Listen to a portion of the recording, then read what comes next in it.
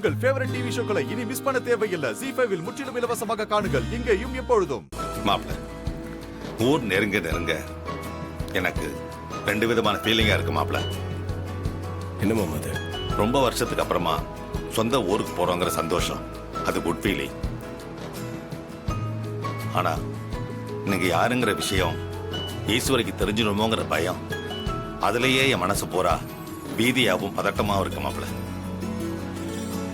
மாமா பதட்டமாவதீங்க, சந்தோஷமா இருங்க.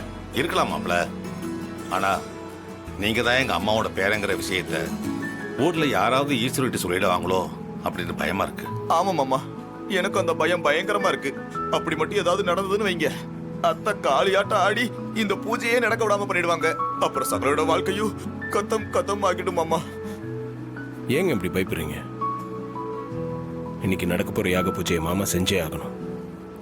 அப்பதான் கும்பாபிஷேகத்தை நல்லபடியா நடத்த முடியும். ஸோ அதை தவிர என் மைண்ட்ல வேற எதுவுமே இல்லை. சகல, நீ எங்களை மாதிரி இல்லப்பா. நீ ஒரு தனி பிறவி, தைரியம் கூடவே பிறந்திருக்கு. ஆனா நாங்க அப்படியா? நாங்க அப்படி இல்லப்பா. பயத்திலேயே பிறந்து பயத்துக்கே வாக்கப்பட்டு பயத்திலேயே வாழ்ந்துகிட்டு இருக்கோம்ப்பா, வாழ்ந்துகிட்டு இருக்கோம். உள்ளுக்குள்ள பாடி சர்க்காய்கிட்டே இருக்குப்பா. சகல, நீ இருக்கிற ஒரே தைரியத்துல தான் நான் டிராவல் பண்ணி வந்துகிட்டு இருக்கேன். எல்லாம் நல்லபடியா நடந்தா சரி. இது எல்லாத்தையும் நான் மட்டும் செஞ்சிட முடியாதுங்க. நீங்க, மாமா, என் ஃப்ரெண்டு இளையராஜா எல்லாரும் ஒத்துழைச்சாதான் இது ஸ்மூதா நடக்கும்.